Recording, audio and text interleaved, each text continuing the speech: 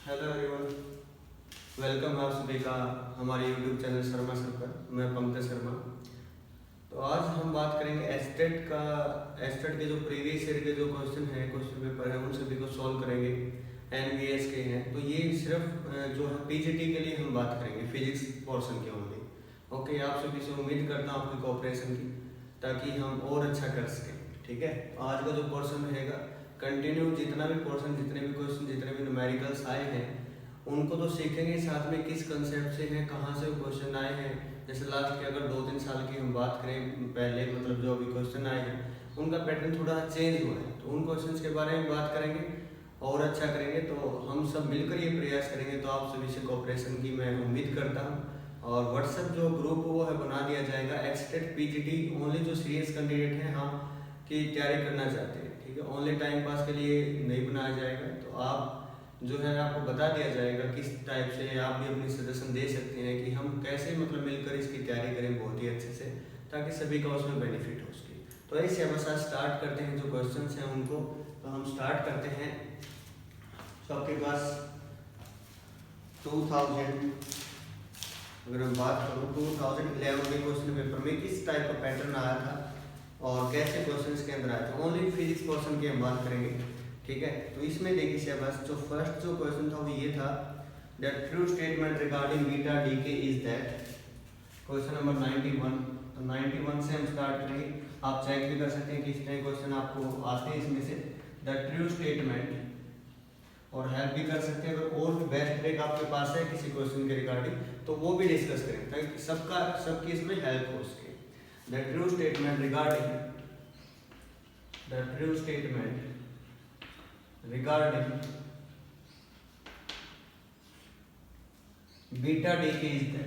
Beta decay is that.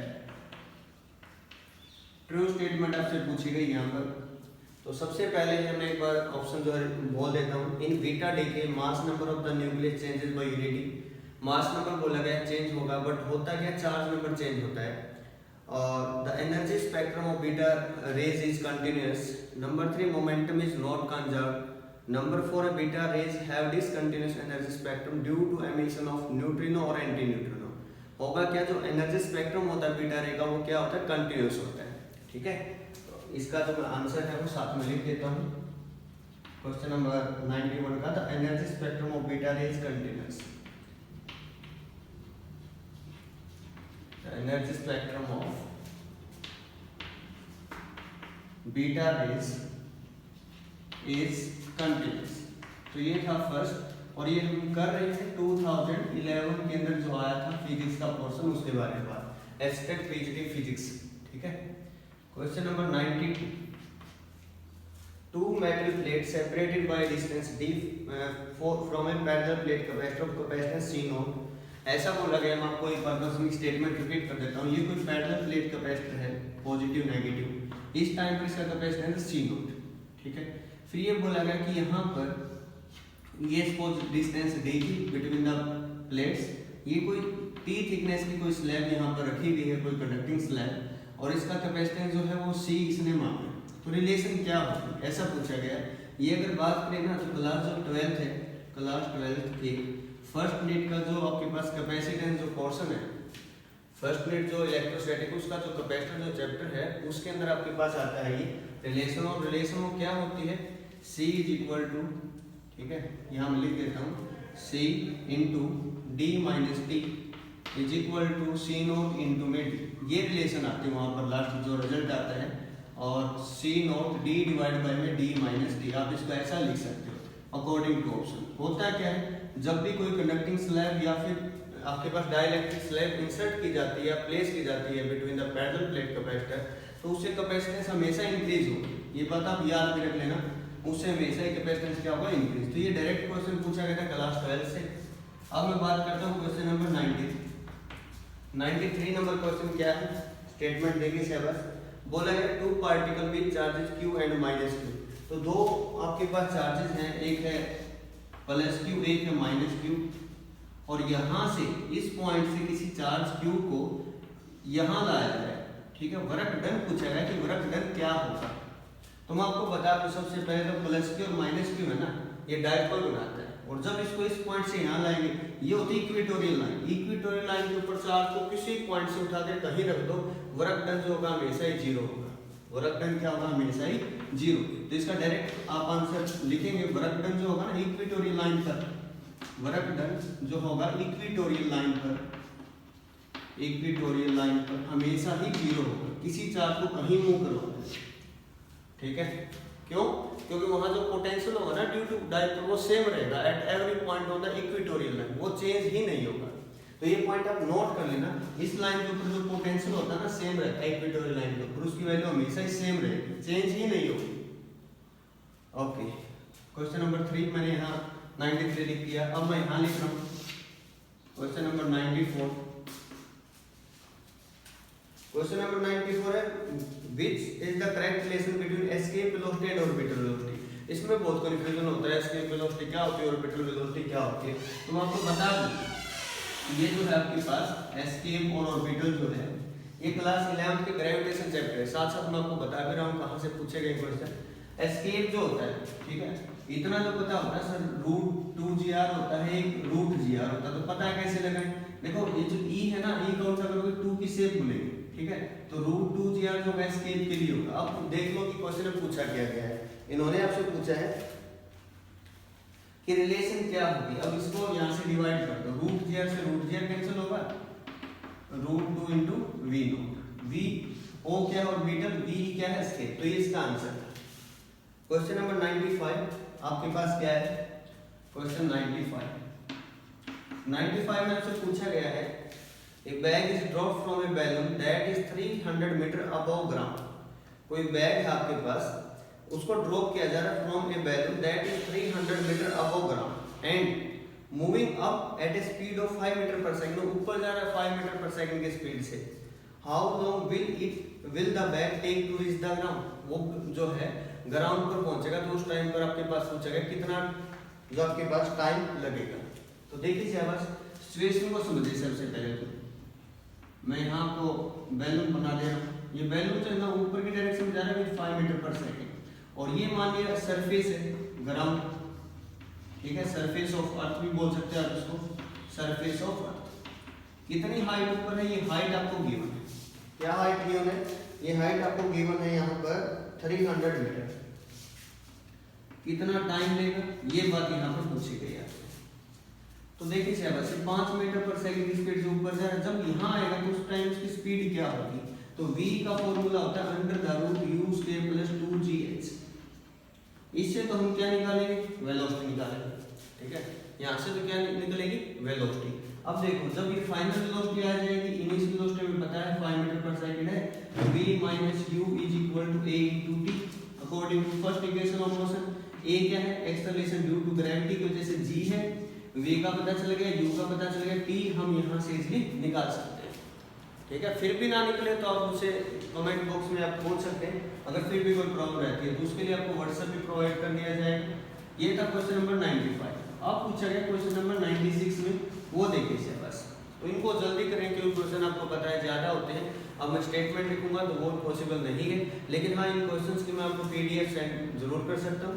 तो आपके पास है क्वेश्चन नंबर 96। आई थिंक सभी को समझ में आ रहा होगा। If we assume that the entire polar ice of the earth melt, then the flowing quantity relative with earth does not change। अगर सब बोल रहे हैं कि पोलर आइस जो है ना अर्थ की, वो अगर मेल्ट हो जाए तो क्या इफेक्ट होगा, क्या चीज सेम रहेगी। ऑप्शन है moment of inertia, moment of inertia तो चेंज होगा। फिर बोला गया angular velocity of rotation of earth omega, वो भी चेंज होगी। ड्यूरेशन ऑफ डे ये भी चेंज होगा। ओनली चेंज क्या नहीं होगा, वो होगा इनर्शिया ऑफ अर्थ। जो अर्थ का इनर्शिया उसके अंदर कोई चेंज नहीं आएगा, inertia of earth. Question number 97 में क्या बोला गया, 97 में बोला है which of the flowing quantity remains unchanged when light ray travels from one medium to another medium। ये क्वेश्चन है which of the flowing, ये तो क्लास 12 के लिए भी इंपॉर्टेंट है। which of the flowing quantity, which of the flowing quantity remains unchanged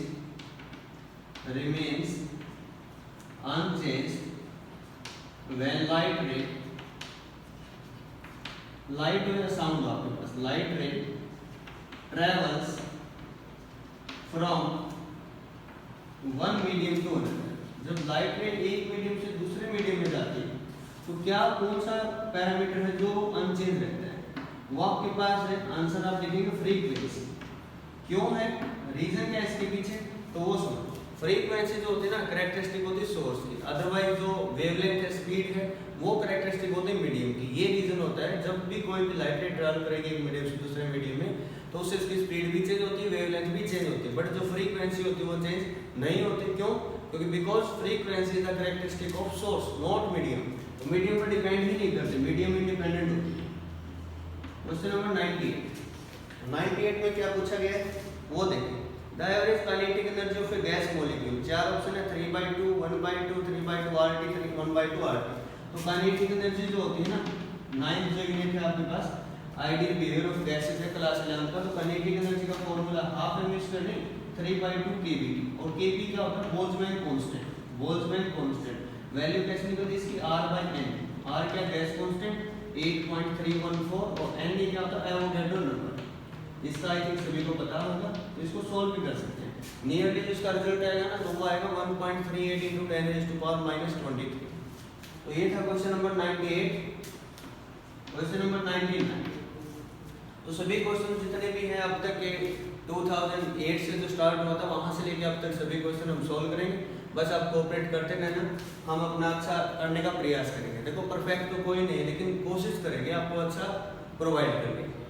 हाँ, तो देखिए sir 99, A 3 kg block attached to a spring execute SHM according to 3 kg का ब्लॉक है, मास है 3 kg।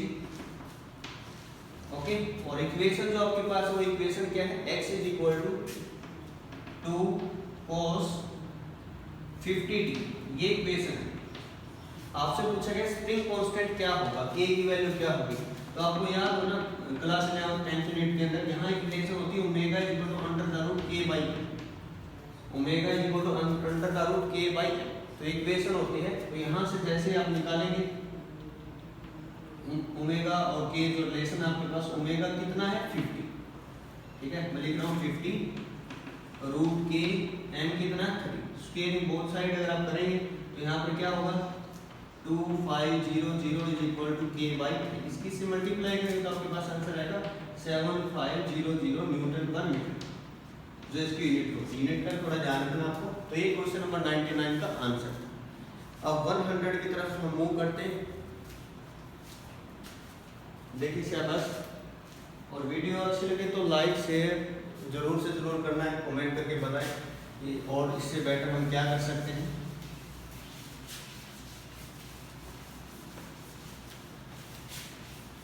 नेक्स्ट हम करते हैं क्वेश्चन नंबर 100, तो इसके बारे में बात करते हैं। तो देखिए शाबाश क्या पूछा गया है,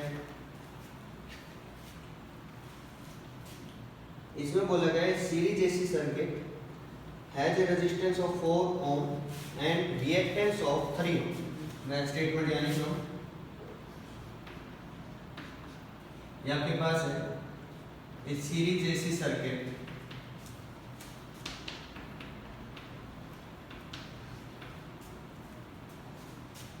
has a resistance of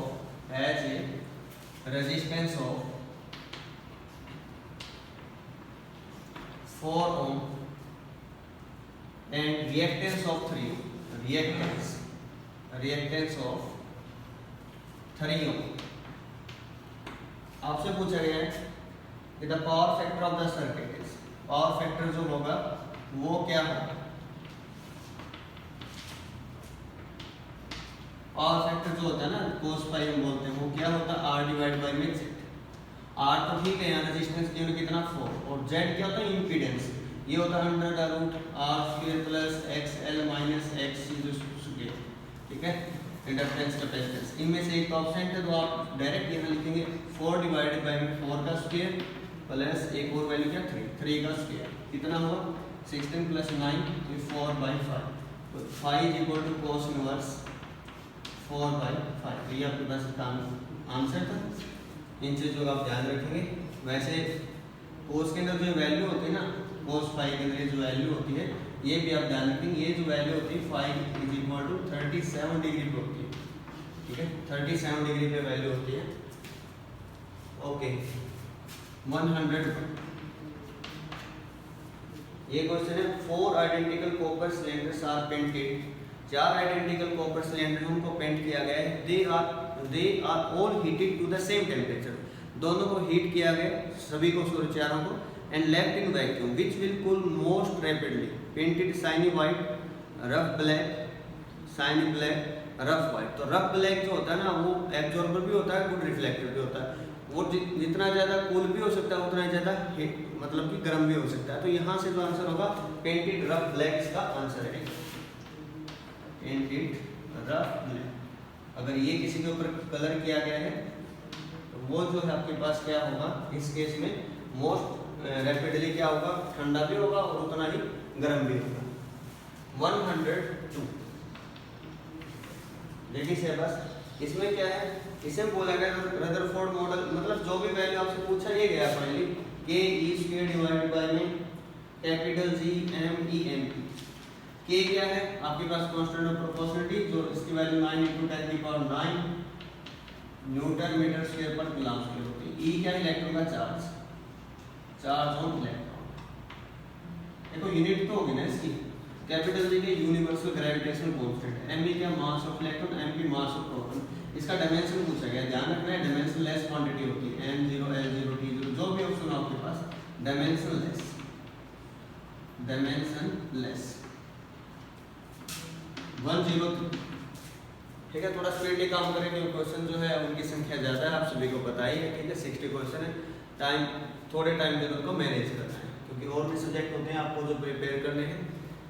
next आपके पास है 103 SI unit of radio activity, SI unit of radio activity.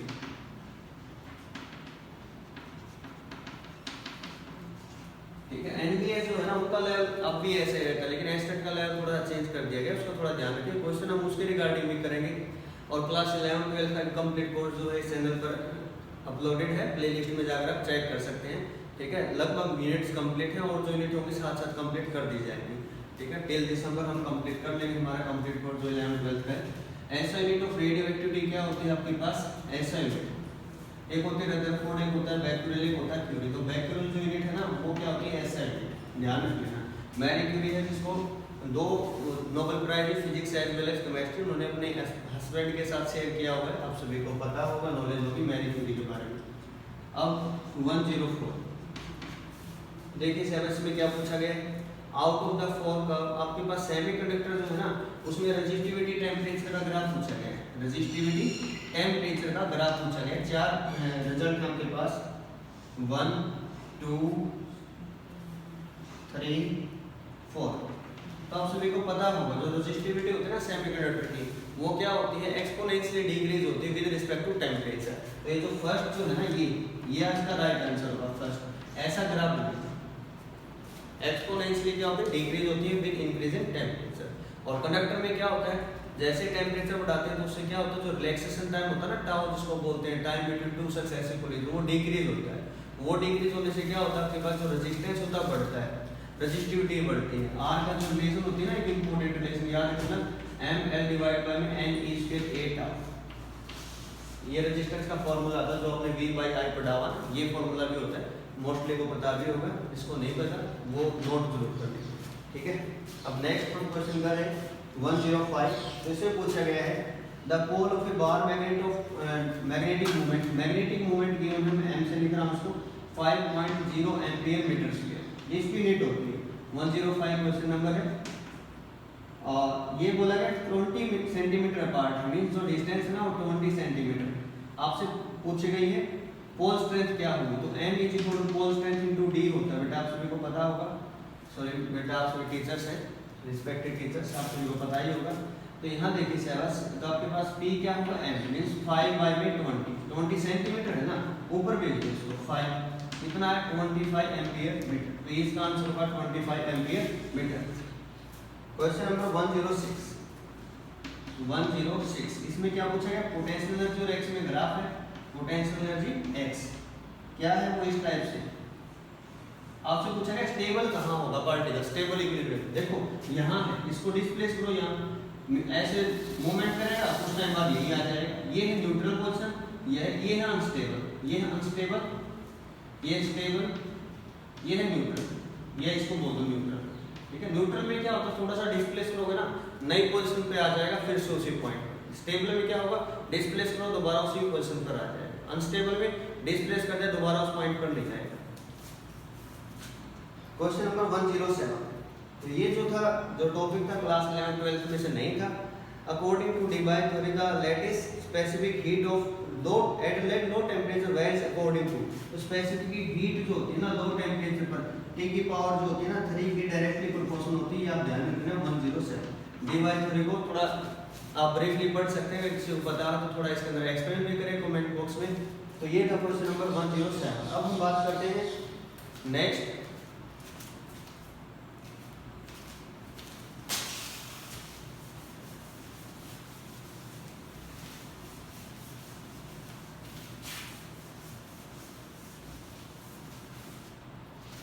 Question की हम बात करते हैं क्वेश्चन नंबर 108। तो देखिए सिलेबस 108 में क्या पूछा गया है। इसे बोला था wavelength of 10 kilo electron volt electron beam is this. Wavelength given है when this beam is diffracted at by slit of width. Question में कंप्लीट बोल दूंगा, then sin theta is. Question 108 में क्या बोला गया है, ध्यान से सुने। आपके पास वेवलेंथ लैम्डा गिवन है, कितना है 0.1227 एंगस्ट्रॉम। तो ये आपके पास वेवलेंथ गिवन है, और क्या गिवन है आपके पास, स्लिट विड्थ, विड्थ को d से भी लिख सकते हैं आप, जिससे भी लिखते हैं 0.55 एंगस्ट्रॉम। आपको sin थीटा निकालना है, तो आपको पता है यहाँ से 2d sin theta n lambda formula होता है। ठीक है, n जो आपके पास पूछा गया है फॉर फर्स्ट, n की वैल्यू 1 हुई, तो sin थीटा आप यहाँ से इसलिए निकाल सकते हैं लैम्डा बाय भी 2d फॉर्मूला जो है यूज करके। ठीक है, मैथमेटिकल क्वेश्चन मैं यहाँ नहीं करवा रहा, वो थोड़ा सा आपको कोऑपरेट करना पड़ेगा। नेक्स्ट है velocity of sound in air. Velocity of sound in air given है 330 मीटर पर सेकंड। ठीक है, ये वेलोसिटी गिवन है साउंड की, velocity of sound in air. Audible range है 20 हर्ट्ज टू 20 किलो हर्ट्ज, सभी को पता ही होता है इसका। आपसे पूछा क्या गया है, ये पूछा गया है 20 किलो, किलो मतलब 20,000। ठीक है, आपसे पूछा गया है यहाँ पर कि then the wavelength which can be, तो वेवलेंथ क्या होगी, कोई फ्रीक्वेंसी रेंज दे दी ना, स्पीड दे दी, तो वेवलेंथ इजीली निकाल सकते हैं। कैसे, आपको ध्यान रखना जो स्पीड होती है ना वो फ्रीक्वेंसी इनटू वेवलेंथ होती है। ठीक है, जब दो पैरामीटर आपको पता है, v पता है, आपको फ्रीक्वेंसी पता, लैम्डा की रेंज आप इजीली निकाल सकते हैं, जैसे इलेक्ट्रोमैग्नेटिक वेव में निकालेंगे। ओके, तो यहाँ पर जो इनके इन बिटवीन आती है रेंज वो हम सुन सकते हैं। ऑप्शन इससे कुछ भी हो सकते हैं, डजंट मैटर। ठीक है, कुछ भी वैल्यू इसकी पॉसिबल हो सकती है। नेक्स्ट 110, बीटा पार्टिकल है अल्फा पार्टिकल वेलोसिटी सेम है। वेलोसिटी जो है beta particle alpha particle velocity same है। Moving in a circular trajectory in a constant magnetic field. Magnetic field भी क्या है, सेम है दोनों का। पूछा क्या गया था, radius of their trajectory of beta and alpha particle. Beta और अल्फा पार्टिकल जो है उनकी ट्रैजेक्टरी आपके पास रेडियस क्या होगी, रेडियस की रेशो। तो देखो यहाँ से फॉर्मूला पुट करें, आपके पास क्या होगा, फॉर्मूला जो होता है ना, एक तो सेंट्रीफ्यूगल फोर्स है mv²/r, एक आपके पास मैग्नेटिक फील्ड की वजह से क्यों v से v कैंसिल। ठीक है, आपको रेडियस की रेशो निकालनी है ना, तो रेडियस की रेशो निकालेंगे दोनों में। इक्वेशन 1 मान लो इसको बीटा पार्टिकल के, तो m beta v beta r beta q beta magnetic field beta. फिर आप ऐसे ही अल्फा के लिए लिख लो। ठीक है, अल्फा के लिए क्या लिखोगे, m alpha v alpha r alpha और यहाँ पर q अल्फा और मैग्नेटिक फील्ड अल्फा। देखो मैग्नेटिक फील्ड दोनों का सेम है, तो ये कंपोनेंट गया, वेलोसिटी दोनों की सेम है, ये कैंसिल। अब आपके पास बचता क्या, इसको इससे डिवाइड होगा। चार्ज के बारे में कोई आइडिया नहीं, तो आपके पास होगा क्या, मैं लिख रहा हूँ m by m beta r beta into ये ऊपर जाएगा r अल्फा और m alpha is equal to आपके पास क्या होगा, q बीटा और यहाँ पर q अल्फा। ठीक है, हमें इसकी रेशो निकालनी है, इसको उस साइड भेज दो। r आपके पास क्या था, alpha m alpha, r alpha r beta, इसको यहाँ रखो q beta q alpha as it is, और यहाँ से क्या जाएगा m अल्फा mv। तो ध्यान से देखिए, आपके पास क्या है, मास जो है अल्फा पार्टिकल है क्या होता है, 4 टाइम्स होता है, 4 टाइम्स ऑफ इसका 4 टाइम्स जो आपके पास सिंपल अगर बात करें इलेक्ट्रॉन जो होता है उसका 4 टाइम्स होता है, ठीक है। इलेक्ट्रॉन मींस बीटा पार्टिकल, ये जो है इसका 4 टाइम्स। चार्ज जो होता है बीटा पार्टिकल और अल्फा पार्टिकल में क्या रेशियो होती है, अल्फा पार्टिकल चार्ज 2 टाइम्स, तो फिर भी 2 मींस अल्फा जो है बीटा का 2 टाइम्स, मींस आर अल्फा क्या हुआ आपके पास, ये ग्रेटर हुआ किससे, आर बीटा से। तो ये इसका आंसर। ओके, नेक्स्ट आपके पास क्या है, नेक्स्ट जो क्वेश्चन है 111, तो इसमें पूछा गया है मैटर वेव। मैटर वेव जो है इसके बारे में पूछा गया है 111। मैटर वेव क्या करती है, डिफ्रैक्शन को फॉलो करती है, ठीक है, एग्जिट डिफ्रैक्शन। मैटर वेव की हम बात करें तो मैटर वेव के अंदर ऐसा 112 क्या पूछा गया, for a gas consisting of molecule of diameter d mean free path of the gas molecule is proportional to d में, और इसमें रिलेशन पूछी गई है। वैसे जो लैम्डा का जो फार्मूला होता है ना, kd डिवाइड बाय में under the root 2 pi d square, और यहाँ होता है तो d में उसमें रिलेशन पूछी जाती है हमेशा, तो ध्यान रख लेना t की पावर -2, तो ये इसका आंसर रहेगा, ठीक है। क्लास 11 जो है ना उसी की 9th यूनिट से, यूनिट 9 से, क्लास 11 की यूनिट 9 से क्वेश्चन पूछा गया। लास्ट में जो डेरिवेशन है मीन फ्री पाथ के लिए, रैंडम मोशन होती है, जिगजैग पाथ होता है ना, वहां से पूछा गया। फिर आपके पास है next, a monochromatic light source used in Young's double slit experiment is replaced by another monochromatic source of comparatively low frequency but of same intensity, intensity same है, फ्रीक्वेंसी लो। तो बीटा जो है इसके ऊपर क्या इफेक्ट होगा, beta के ऊपर, बीटा इज इक्वल टू, आपको पता है lambda capital D by D, ये होता है D स्लिट के बीच का सेपरेशन है, ये स्क्रीन और स्लिट के बीच का सेपरेशन होता है, बीटा फ्रिंज विड्थ होती है, लैम्डा विड्थ। लैम्डा और इसके अंदर क्या रिलेशन होती है, लैम्डा को हम क्या लिख सकते हैं, यहाँ से c बाय c स्पीड है और f फ्रीक्वेंसी, तो फ्रीक्वेंसी कम होगी तो बीटा क्या होगा, फ्रिंज विड्थ ज्यादा होगा, ठीक है। लो फ्रीक्वेंसी के लिए जो फ्रिंज विड्थ है उसकी वैल्यू बढ़ेगी, फ्रिंज विड्थ विल इंक्रीज, ये इसका आंसर था कि फ्रिंज विड्थ बीटा है ना, ये क्या करेगा, इंक्रीज। इंक्रीज को मैं इस एरो से लिखूंगा, थोड़ा सा आप भी फेमिलियर हो जाए, और डिक्रीज को मैं डाउनवर्ड एरो से लिखूंगा। 140 the expression y is equal to a plus b पूरे का बार, a प्लस b किसमें होता है, और गेट में, और बार लगा दिया तो क्या हो गया, नॉट,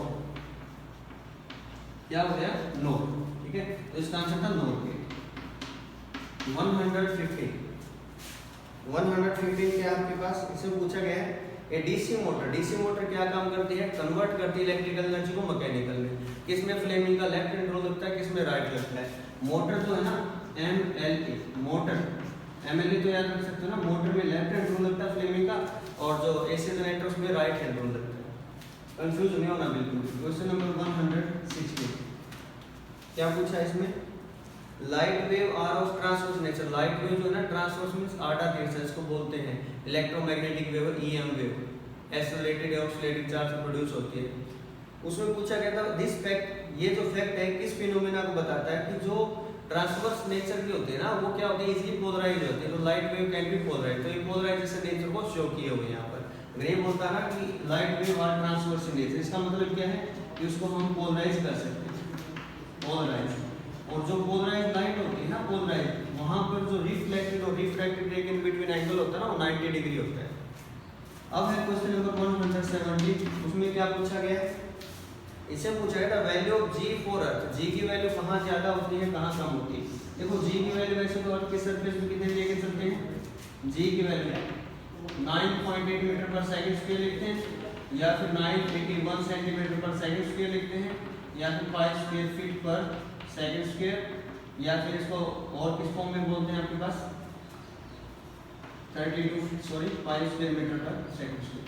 तो ये वैल्यू होती है इसकी, जितना हाइट ऊपर जाओगे तब भी कम, डेप्थ नीचे जाओगे तब भी कम, शेप की वजह से कम, रोटेशन की वजह से कम। तो ये पोल पर जो G है ना उसकी वैल्यू ज्यादा होती है, इक्वेटर पर कम होती है। क्या रीजन है, G = Gm/r² होता है। अगर यहाँ से r देखें ना, रेडियस कम तो G ज्यादा, रेडियस ज्यादा तो आपके पास G कम, रेडियस ज्यादा तो आपके पास G जो वो क्या होगा, कम। ओके, इन बातों का आप ध्यान रखेंगे। उसके बाद नेक्स्ट क्या पूछा गया है, how the Young's modulus changes with the rise in temperature, with the rise in temperature जो यंग्स मॉडुलस उसके ऊपर क्या इफेक्ट होगा ये पूछो। अब देखिए सिलेबस, बस एक एक लाइक शेयर जरूर कर देना सभी से उम्मीद करता हूँ कि नया कोर्स स्टार्ट किया है स्टेप के लिए। अगर अच्छा रिस्पॉन्स रहा तो हम इसको कंटिन्यू रखेंगे और ताकि मैक्सिमम स्टूडेंट की हेल्प हो सके, क्योंकि जो बुक होते हैं ना कोई पर्टिकुलर बुक नहीं होती है स्टेट के लिए कि यहाँ से हो जाएगा। बुक तो वैसे ही मतलब कि कहीं से बना के रख देते हैं, तो इसके बारे में हम बात करेंगे बाद में, लेकिन एक बार ये पेपर जो सॉल्व कर लेते हैं। उसके बाद बोला है क्वेश्चन नंबर 118, इसके अंदर बोला गया है, देखिए syllabus, how the Young's modulus changes with rise in temperature. Young's modulus के ऊपर क्या चेंज आएगा जब टेम्परेचर बढ़ा दिया जाएगा। देखो सिलेबस, यंग्स मॉडुलस जो होता है ना वो कैसे होता है, वैसे तो आप सभी को पता है स्ट्रेस बाय स्ट्रेन, ठीक है। स्ट्रेन की कौन सी, लॉन्गिट्यूडिनल स्ट्रेन और नॉर्मल स्ट्रेस। फॉर्मूला क्या होता है इसका, F/A, और यहाँ डेल्टा L होता है, यहाँ N होता है, ठीक है। अब जब टेम्परेचर बढ़ा जाता है ना किसी वायर का तो उससे उसकी लेंथ बढ़ती है, लेंथ बढ़ेगी तो वाई क्या होगा, कम होगा, वाई क्या होगा, कम, ठीक है। यंग्स मॉडुलस के जो डायमेंशन है ना सेम है जो प्रेशर के होते हैं। क्वेश्चन नंबर 190, इसका जो आंसर होगा ना क्या होगा, यंग्स मॉडुलस डिक्रीज होगा टेम्परेचर बढ़ाने से। नेक्स्ट आपके पास 190 question number, according to second law of thermodynamics. Second law of thermodynamics में क्या कहा था, ये कहा था कि कोई भी जो एनर्जी है ना वो कंप्लीटली वर्क में कन्वर्ट नहीं हो सकती। कोई भी जो एनर्जी है वो कंप्लीटली जो है वर्क के अंदर कन्वर्ट नहीं हो सकती, ये बताया था, ठीक है। कंप्लीटली वर्क के अंदर कभी भी कन्वर्ट नहीं हो सकती, ऐसा कोई सिस्टम नहीं, ठीक है। जिसकी एफिशिएंसी 1 परफेक्टली मींस उसको हम आइडियल का केस लेके चलते हैं। Question number 120, body of mass m is moving parallel to x axis with constant velocity. Question number 120 आपके पास ये है कि कोई मास m वो x एक्सिस के पैरेलल चल रहा है किसी कांस्टेंट वेलोसिटी से। वेलोसिटी अगर कांस्टेंट है ना तो एक्सेलरेशन 0, एक्सेलरेशन 0 तो फोर्स 0 और फोर्स 0 तो टॉर्क 0। एंगुलर मोमेंटम पूछा गया तो एंगुलर मोमेंटम और टॉर्क में रिलेशन होती है, torque is equal to dl/dt। Torque अगर 0 है तो किसी चीज का डेरिवेटिव 0 तो वो टर्म क्या होती है, कांस्टेंट या फिर कंजर्व। L को हम क्या बोल सकते हैं, कांस्टेंट या फिर कंजर्व। क्वेश्चन नंबर 121 में क्या पूछा गया, देखिए सिलेबस, इसे पूछा गया the wavelength of an ultraviolet photon and the de Broglie wavelength of non relativistic are same, energy of photon is. Energy of photon क्या है, मींस उसकी रेशो। एनर्जी अगर हम बात करें ना फोटोन के लिए, फोटोन के केस में तो एनर्जी होती है आपके पास h म्यू या फिर hc/λ। और एनर्जी अगर हम बात करें इन केस ऑफ इलेक्ट्रॉन, ठीक है, m/c²। और m कहाँ से निकलता है, वहां पर जब ये m निकालते हैं तो यहाँ से p की फॉर्म में निकालते हैं, ठीक है। m/h/μ, तो मास जो होता है वहां पर फॉर्मूला क्या बनता है, p = h/λ और p = मास × वेलोसिटी = h/λ, ठीक है। और यहाँ से मास जो होता है ना वो क्या होता है, h डिवाइडेड बाय में लैम्डा इनटू v। तो ये अगर फॉर्मूला यहाँ पुट करेंगे एनर्जी के लिए h λ/v × c², ठीक है। तो इसको जैसे ही डिवाइड करेंगे हम एक दूसरे से, फोटोन से इससे डिवाइड करें, h से h कैंसिल होगा, लैम्डा से लैम्डा कैंसिल होगा, एक सी से आपके पास एक सी कैंसिल होगा, तो v/c की रेशो बनेगी, ठीक है। v जो होता है ना हमेशा लेस देन होता है 6, ठीक है। अब एनर्जी आप देख लेना, आपके पास फोटोन जो है किसकी एनर्जी ज्यादा होगी, इलेक्ट्रॉन की ज्यादा होगी या फोटोन की ज्यादा होगी, ओके। यहाँ से एक दूसरे को डिवाइड कर लेना, आंसर आ जाए। 122, देखिए जरा 122 में क्या पूछा गया, if the diameter of earth is double maintaining its mass. Mass को सेम रखा गया है और डायमीटर जो अर्थ का वो डबल कर दिया गया है। और पूछा गया है कि जो वेट है ना उसके ऊपर क्या चेंज आएगा, पहले जो वेट का डबल, अब बाद में जो नया वेट होगा वो क्या होगा, अगर मास को क्या कर दिया है डबल। वेट क्या होता है, m × g' होता है, m कभी चेंज नहीं होता, ठीक है। m मास बॉडी का, नॉट अर्थ। g' की वैल्यू क्या होगी, gm/r²। अब बताओ, g से मास ऑफ अर्थ से कांस्टेंट बोल दिया, r को क्या किया, डबल किया, डबल किया तो 2r² क्या होगा 4, ठीक है। 4 से डिवाइड करना पड़ेगा इसको, m साथ में रख दो इसको, 4 से क्या करना पड़ेगा, डिवाइड r²। अब ये तो पहले का रिजल्ट था, पहले का जो वेट, और 4 से डिवाइड करना, पहले जो वेट था उसका कितना हो जाएगा, 1/4 हो जाएगा। पहले के वेट का कितना हो जाएगा, 1/4। क्वेश्चन नंबर 123 में क्या पूछा गया है, 123 में पूछा गया है आपसे हाँ, the which graph correctly explain the magnitude of the magnetic field along the axis of a circular globe as a function of distance x। तो चार ऑप्शन आपको दिए गए हैं ऐसे, magnetic field x, option 1 circular globe की वजह से है, सर्कुलर ग्लोब की वजह से पूछा गया इनमें से कौन सा ऑप्शन करेक्ट होगा। 2 थर्ड ऑप्शन आपके पास ऐसा है और फोर्थ ऐसा। वैसे तो आपको डायग्राम देखते ही पता चल गया होगा कौन सा इसमें से आंसर जो है वो मैच है। ठीक है, जो मैग्नेटिक फील्ड होता है ना उसका फॉर्मूला होता है म्यू नॉट आई, डायरेक्ट याद रख लेना, एक्स स्क्वायर डिवाइडेड बाय में 2 into R square plus X square पूरे की पावर 3/2। तो एक्स की वैल्यू जैसे यहाँ पर आप आर थे, एक्स की वैल्यू जैसे 0 पुट करोगे मैग्नेटिक फील्ड मैक्सिमम होगा यहाँ पर, फिर डिक्रीज करेगा ऐसे। ठीक है, जो ये ऑप्शन था ना इसका ये करेक्ट हो। अब देखो शाबाश हम बात करते हैं नेक्स्ट जो आपके पास क्वेश्चन नंबर 124, इसमें क्या पूछा गया है। पहले इसका एक केस लेवल के क्वेश्चन आते थे एमबीएस के अंदर, और मोस्टली जो पीजीडी अदर स्टेट के हैं उनमें अब तक यही लेवल रहता है क्लास 11 12 के बेसिक से क्वेश्चन। अब जो आते हैं थोड़े से टिपिकल आते हैं, उनको कैसे करना है थोड़ा सा उनके बारे में हम डिटेल में बात करेंगे। एक बार पहले जितने भी प्रीवियस ईयर क्वेश्चन आए हैं अब तक उनका सॉल्यूशन एक ही प्लेटफॉर्म पे आपको मिल जाएगा, और फिर जो क्वेश्चन है वो सिलेक्टेड हम सीरीज वाइज कर लेंगे, कोई भी चैप्टर एक पर्टिकुलर उठा के उसके रिगार्डिंग ओनली फॉर एक्सटेंड। ठीक है, एक्सटेंड के रिगार्डिंग हम उसकी बात करेंगे। क्वेश्चन नंबर 124 में क्या पूछा गया है a player catches a ball of 200 gram moving with speed of, ball जो उसका मास है 200 ग्राम, स्पीड है 20 मीटर पर सेकंड। ठीक है, स्पीड है 20 metre per second. If the time taken to complete the catch is 0.5 second, time ये है। Force exerted by the player, force क्या होगा, फोर्स होता है क्या मास इनटू एक्सेलरेशन, एक्सेलरेशन क्या होती है v minus u by T. जैसे उसके हाथ में आएगा तो वहां पर वेलोसिटी 0 हो जाएगी, लेकिन फोर्स जो है पॉजिटिव ही ऑप्शन है तो ऑप्शन पॉजिटिव में लिखेंगे। मास कितना 200 डिवाइड बाय में, ये तो मास हो गया, v 0 है, इनिशियल वेलोसिटी 20 बाय में t कितना 0.5। सॉल्व कर लो आप इसको, 0 से 0 कैंसिल, ये 5 ऊपर जाएगा 10 तो ये आएगा 4। तो आपके पास जो फोर्स है ना उसका आंसर रहेगा यहाँ पर, फोर्स जो आप निकालेंगे तो वो रहेगा आपके पास 4 मीटर। ठीक है, मैथमेटिकल थोड़ी बहुत अगर एरर हो ना तो कमेंट बॉक्स में जरूर बता देना, ताकि किसी बच्चे का गलत ना हो, गलत कंसेप्ट ना सीखा जाए। मेरी भी यही कोशिश है, लेकिन गलतियां इंसान से हो जाती हैं, ये नहीं कह रहा कि मैं गलतियां नहीं होगी। उसके बाद metal pipes use to carry water, जो मेटल पाइप हम यूज करते हैं ना वाटर को लेकर जाने के लिए, तो कुछ समटाइम्स बर्स्ट इन विंटर, वो फट जाते हैं। ऐसा क्यों होता है, वाटर एक्सपेंड होता है जब उसको फ्रीज किया जाता है, वाटर क्या होता है एक्सपेंड होता है जब उसको फ्रीज किया जाता है, ये रीजन इसके लिए रहेगा। नेक्स्ट है which of the following statement is not correct. तो आपके पास कौन सी स्टेटमेंट करेक्ट नहीं है, ऐसा पूछा गया है। 4 ऑप्शन है। वैसे magnitude of average velocity is equal to average speed, ये कभी नहीं हो सकता कि एवरेज वेलोसिटी का जो मैग्नीट्यूड है ना एवरेज स्पीड के इक्वल, तो ऐसा नहीं हो सकता। डायरेक्ट मैं आपको बता रहा हूँ। तो 127 पे आ जाओ, बिल्कुल आसान सा रेजिस्टेंस का एक क्वेश्चन पूछा गया है, शायद 10th क्लास का स्टूडेंट इसको कर देगा, लेकिन आपका जो लेवल वो टिपिकल रहता है 2-3 साल से, और बेस्टी हमारी हो जाती है कि एट का वाली पॉइंट है ना, ये तुम्हारे साथ ये सब के साथ ही ए सी बी डी, ये आपके पास 3 ओम 7 ओम ये 10 ओम।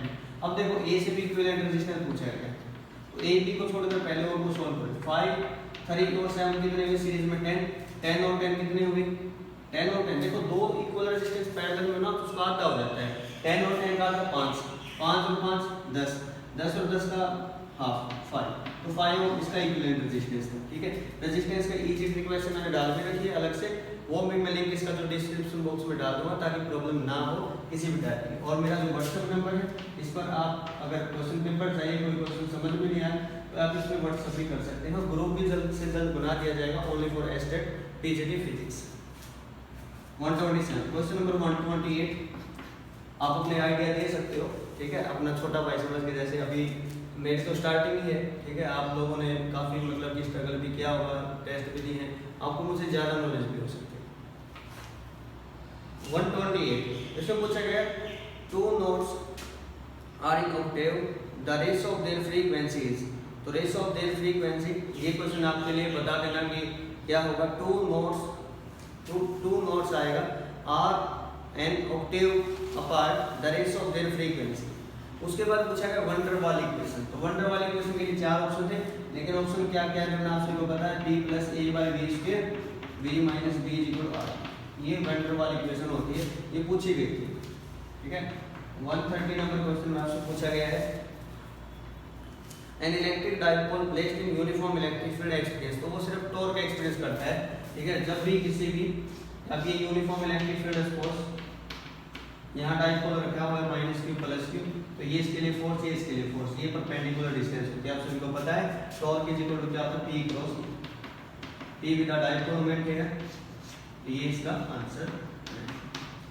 131 लास्ट 20 क्वेश्चन रहते हैं। 131 में क्या पूछा गया है, if a and b are the slope of adiabatic and isothermal. a जो स्लोप है ये तो है एडियाबैटिक के लिए, b जो ये आइसोथर्मल के लिए, तो कौन सी रेशियो रहेगी, मैं बता दूं जो स्लोप होता है ना dp बाई dv, एडियाबैटिक के लिए जो स्लोप होता है वो क्या होता है, गामा टाइम्स होता है स्लोप फॉर आइसोथर्मल। यूनिट 8 है जो थर्मोडायनामिक्स क्लास में, तो इसका आंसर लिख दो a equal to gamma p। तो ये इसका आंसर था according to option. Question number 132 क्या पूछा 132 में, वो देखिए शाबाश। इसे पूछा था root mean square speed of molecule of gas, density given है, प्रेशर गिवन है, डेंसिटी गिवन है, प्रेशर गिवन है, ये गिवन है दोनों। आपसे आरएमएस पूछा गया। ठीक है, आरएमएस का फॉर्मूला क्या होगा मैं आपको बता दूं, वी आरएमएस 3 1 2 3 क्या होगा, under the root 3 RT by में एन, आरटी बाय में एन। अब आरटी जो है ना ये किसके इक्वल होता है, पीवी इक्वल टू एनआरटी हम यूज करते हैं, तो यहाँ पीवी यूज करेंगे इसके जगह बाय में एन, और मास में कौन लिख रहा था, डेंसिटी, तो रूट 3 पी बाय जो रिजल्ट इसके अंदर क्वेश्चन में गिवन थे वो पुट करें, आंसर आ जाएगा। ठीक है, वैल्यू पुट नहीं करवाना चाहता मैं आपको, मेथड बता रहा हूँ कैसे आपको इनको करना है। फिर पूछा गया है आपसे एक magnetic field is applied to diamagnetic substance the interior of the magnetic field. अब डायमैग्नेटिक सब्सटेंस और मैग्नेटिक फील्ड अप्लाई किया एक्सटर्नल, तो उसके इनसाइड क्या होगा, मैग्नेटिक फील्ड की स्ट्रेंथ तो उतनी स्ट्रांग नहीं होगी, बट वो उसका अपोज करेगा हमें साइड, डाया क्या करेगा, अपोज, डायमैग्नेटिक, पैरामैग्नेटिक, फेरोमैग्नेटिक। ठीक है, क्वेश्चन नंबर 133 ये था। अब हम बात करते हैं 134।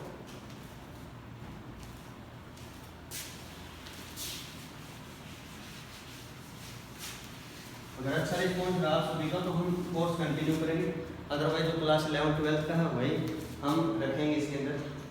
तो आप बता देना कि कैसा लगा आपको ये वीडियो लेक्चर, और सपोर्ट जरूर करना अगर अच्छा लगे तो। ठीक है, अदरवाइज मत करना, बता भी देना कि अच्छा नहीं लगा, या जो भी प्रॉब्लम थी उनको दूर किया जाए। ठीक है, भगवान कोई नहीं है, कोई परफेक्ट नहीं इस दुनिया के अंदर। उसके बाद पूछा गया है आपको एनर्जी गैप दिया हुआ है, आपसे पूछा गया है वेवलेंथ क्या होगी। एनर्जी गैप कभी भी देना आपसे, सॉरी हाँ, जर्मेनियम के अंदर एनर्जी गैप गिवन है the maximum wavelength of light which the germanium start. ठीक है, एनर्जी गैप या फाई इक्वल होता है आपके पास जो फॉर्मूला होता है ना h into phi equal to H C by lambda. ये गिवन है आपको, h गिवन है, c गिवन लैम्डा निकालना है। ठीक है, c स्पीड ऑफ लाइट है, h प्लैंक्स कांस्टेंट है 6.64 इनटू 10⁻⁻34। अच्छा, इसकी यूनिट बताना आप सभी को क्या होगा, उम्मीद करता हूँ सभी ठीक बताएंगे। h की यूनिट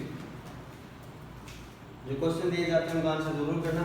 नेक्स्ट, एक particle of mass m charge q accelerated through rest through a potential difference v volt then deflected by magnetic field b that is perpendicular to its velocity, the radius of resulting particle trajectory। ऐसा पूछा है क्या होगी trajectory की जो radius है। Formula जो होता है ना N V square by is equal to Q V P. यहाँ से r की वैल्यू निकालो से बस, r इज इक्वल टू आपके पास क्या हो जाएगा, यहाँ पर r को ऊपर लिखोगे, यहाँ पर एम वी बाई वी।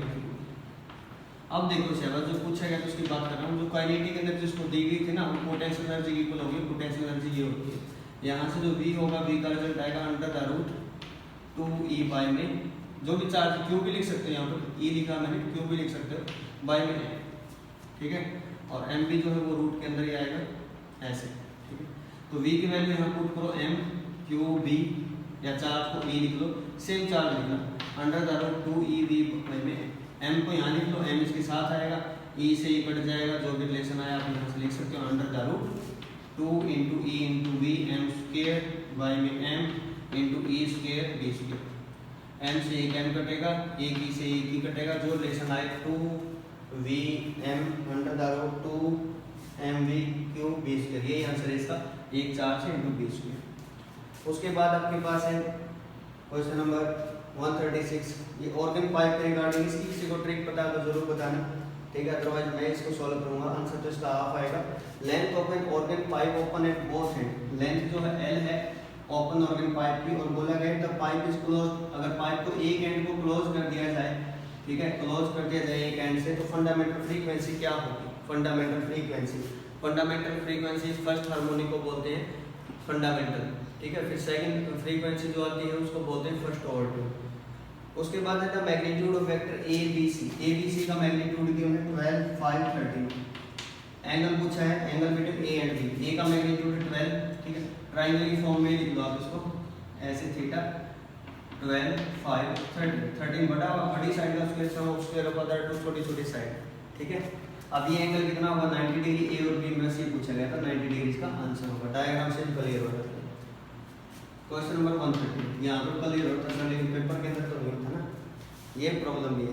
उसके बाद magnetic force per unit length पूछा गया है, वायर जो करंट है 8 एम्पीयर करंट लेकर चली है, I = 8 ampere, magnetic field 0.15 Tesla, ठीक है, मैग्नेटिक फील्ड की SI यूनिट होती है टेस्ला, CGS यूनिट क्या होती है ये पूछा गया है, एक मैंने H की यूनिट पूछी है, एक CGS यूनिट, इसकी क्या होती है, दोनों में रिलेशन क्या होती है, ठीक है। Angle theta 30 degree, force point length F = formula था बिल sine theta, force point length है, L को यहाँ लिया बस मल्टीप्लाई कर दो, 0.15 I कितना 8 sin 30 कितना 1/2 4, ये हुआ 0.60 न्यूटन पर मीटर, तो ये इसका आंसर।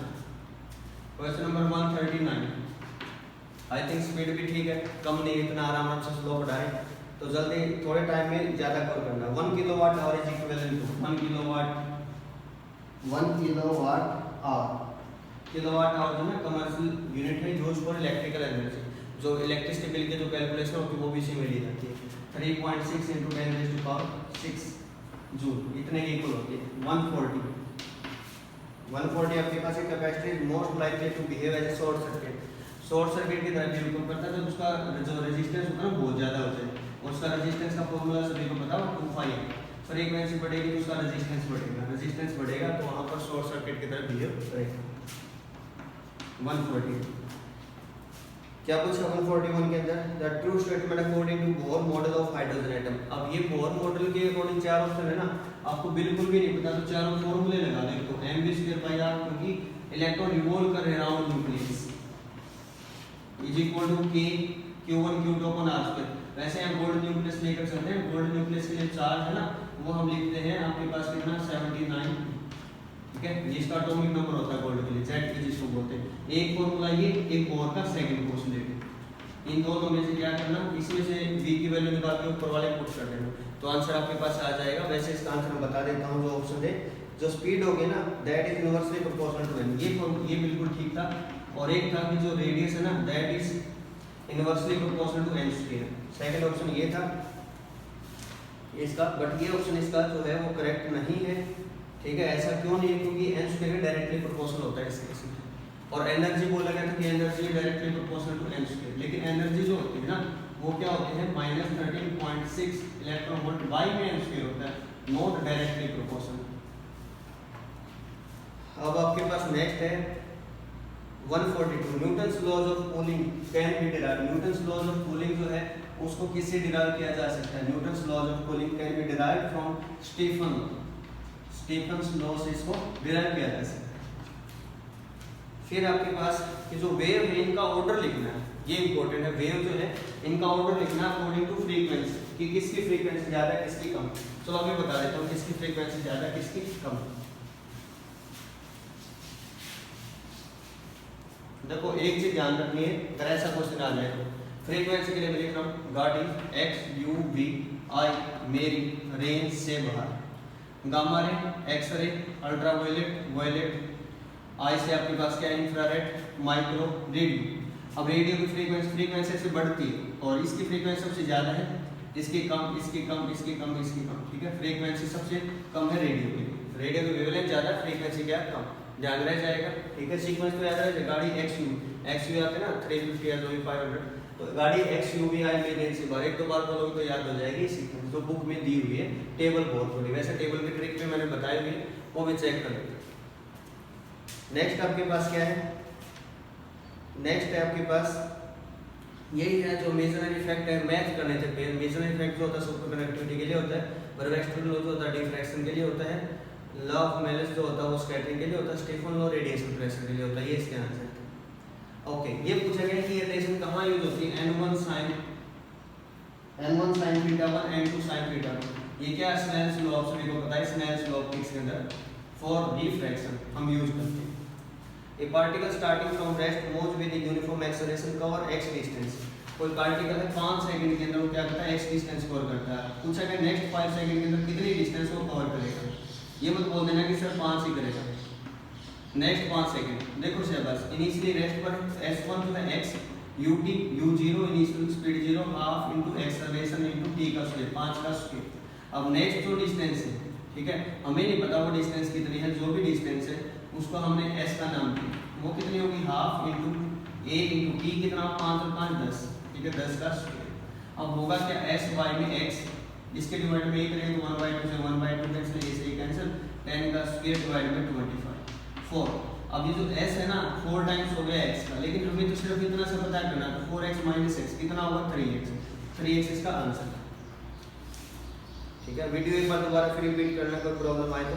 उसके बाद बोलेगा coil of copper wire is more parallel to uniform magnetic field, the EMF induced, तो ईएमएफ किसकी वजह से होगी -d∅/dt, ठीक है। और फाई क्या होता है b डॉट a, मतलब cos थीटा आता है, और cos पैरेलल जो आपके पास बोला गया, क्या बोला गया इसमें वो देखिए शाबाश,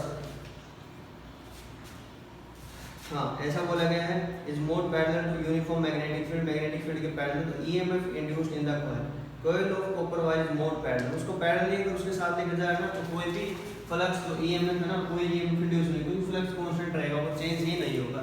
फ्लक्स का चेंज होना इंपॉर्टेंट है। फ्लक्स 3 पैरामीटर पे डिपेंड करता है, B A theta, magnetic field, area and orientation. उसके बाद है an oscillator is subjected to a damping force that is proportional to its velocity, sinusoidal force is applied to it after a long time. इसका amplitude पे कोई effect नहीं होता है, इसका एम्पलीट्यूड कांस्टेंट ही रहेगा। एक्सेस प्रेशर बोला गया आपके पास शॉक बबल का, वो 3:1। एक्सेस प्रेशर बोला गया है P1/P2, वो कितना 3:1। वॉल्यूम की रेशो पूछेगी। देखो प्रेशर का फॉर्मूला क्या होता है, शॉक बबल के लिए 4S/R, तो इसको आप लिखोगे यहाँ से 4S/R1 4S/R, ठीक है। अब देखो 4S से 4S कैंसिल, तो R1/R2 की वैल्यू क्या आएगी, ये तो R2/R1 है, तो R1/R2 1/3। वॉल्यूम क्या होता है 4/3 पाई R1 क्यूब 4/3 पाई R2 क्यूब, तो 1 R1 तो 1/3 अगर आप करेंगे तो R1/R2 की पावर 3 करेंगे तो कितना आएगा 1/3 की पावर 3, 3 3 9 27, तो V1/V2 1/27। तो ये थे इसके सभी क्वेश्चंस। तो आप सभी से एक रिक्वेस्ट है, बस इसको शेयर करना अगर आपको अच्छे लगे तब। Thanks for watching.